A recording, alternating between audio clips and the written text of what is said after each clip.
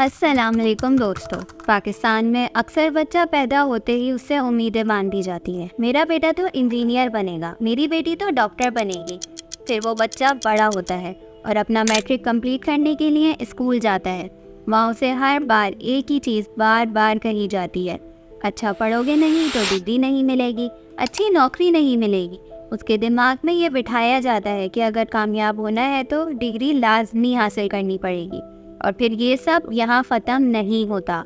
उसके मार्क्स, उसकी परसेंटेज से काबिलियत को जज किया जाता है। अगर 80% से नीचे आती है तो उसे नकारा नाकाम समझा जाता है। उसे ख़ानदान के दूसरे बच्चों से कंपेयर किया जाता है। उसके बेटे के तो 95% आए और तुम्हारे सिर्फ 70%। उसके दिमाग में ये पर्सपेक्टिव बिठाया जाता है कि मार्क्स और परसेंटेज ही कामयाबी है। अगर तुम्हारे मार्क्स अच्छे नहीं तो तुम लाइफ में कभी आगे नहीं बढ़ सकते। लेकिन फिर बची कुची जो कसर रह जाती है वो पाकिस्तान का एजुकेशन सिस्टम पूरी कर देता है।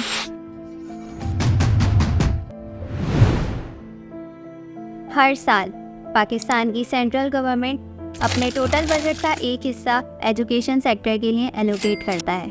मिसाल के तौर पर 2023 और 2024 में पाकिस्तान का टोटल बजट 14.5 ट्रिलियन रुपीस था, जिसमें एजुकेशन का हिस्सा लगभग 2.3% के आसपास था। इसका मतलब है कि पाकिस्तान का education budget approximately 327 billion rupees था। यह अमाउंट आपको सुनने में तो बहुत ज़्यादा लग रही होगी, लेकिन हकीकत कुछ और है। हकीकत में यह अमाउंट इतनी कम है कि पाकिस्तान के स्कूल्स और कॉलेजेस की बेसिक नीड्स भी पूरी नहीं होती। एक हिस्सा जनरल एजुकेशन सिस्टम के लिए होता है, जिसमें प्राइमरी और सेकेंडरी स्कूल्स, टीचर्स की सैलरीज, इंफ्रास्ट्रक्चर और क्लासरूम फैसिलिटीज़ को इम्प्रूव करने के लिए दिया जाता है। और एक हिस्सा हायर एजुकेशन के लिए Pakistani higher education commission HEC को एलोकेट किया जाता है, जो यूनिवर्सिटीज़ को फंड करता है। लेकिन हकीकत में इस छोटे से बजट का बहुत बड़ा हिस्सा गोस्ट स्कूल्स और कॉलेजेस की सूरत करप्शन की नज़र हो जाता है। गोस्ट स्कूल्स और कॉलेजेस उन्हें कहा जाता है जो गवर्नमेंट रिकॉर्ड्स में तो मौजूद हैं, लेकिन वहाँ ना तो कोई स्टूडेंट्स होते हैं ना ही कोई टीचर्स। लेकिन एजुकेशन बजट में से एक बहुत बड़ा हिस्सा इन गोस्ट स्कूल्स और कॉलेजेस के पास जाता है। ये मसला सुनने में तो बहुत आम है, लेकिन ये स्कूल्स और कॉलेजेस एक दो नहीं बल्कि पूरे सिंध में 7,000 से भी ज़्यादा गोस्ट स्कूल्स हैं और पाकिस्तान में 3 लाख से भी ज़्यादा गोस्ट स्कूल्स हैं। अब ज़रा सोच कर देखें कि इस छोटे से बजट का कितना बड़ा हिस्सा सिर्फ इन गोस्ट स्कूल्स की नज़र हो जाता है, जिसका नतीजा ये निकलता है कि सरकारी स्कूल्स और कॉलेजेस में ना तो लाइट होती है ना पंखे होते हैं और बहुत बार तो टीचर्स ही नहीं होते।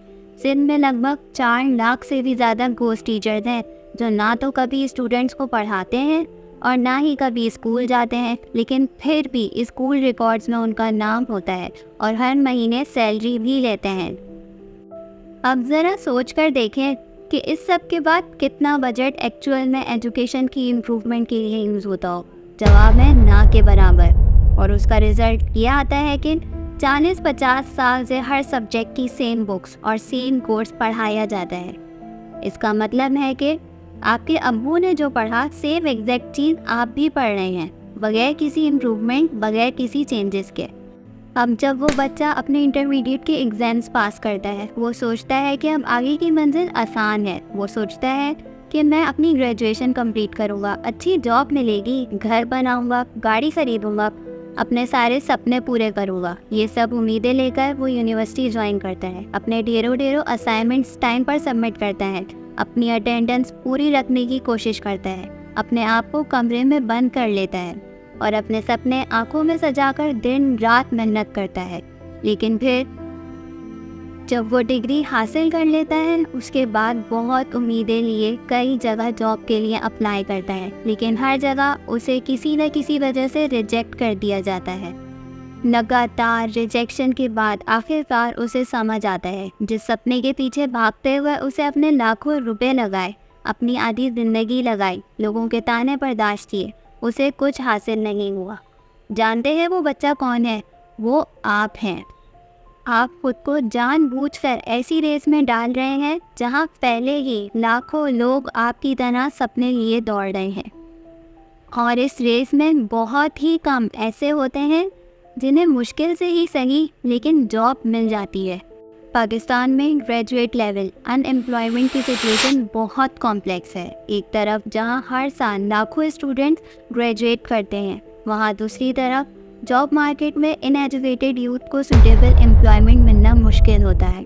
2023 के पाकिस्तान इकोनॉमिक सर्वे की रिपोर्ट के मुताबिक 3 मिलियन ग्रेजुएट जॉबलेस हैं। सोच के देखें कि इन 30 लाख स्टूडेंट्स ने कितने सपने देखे होंगे, कितने पैसे खर्च किए होंगे और इन दी एंड वो जॉबलेस है। मतलब लाखों रुपए खर्च करने के बाद भी उन्हें कुछ हासिल नहीं हुआ। Virat Kohli, Babar Azam, Elon Musk, mark Zuckerberg, इन सबको तो आप जानते ही होंगे। जानते हैं इन सब में कॉमन क्या है?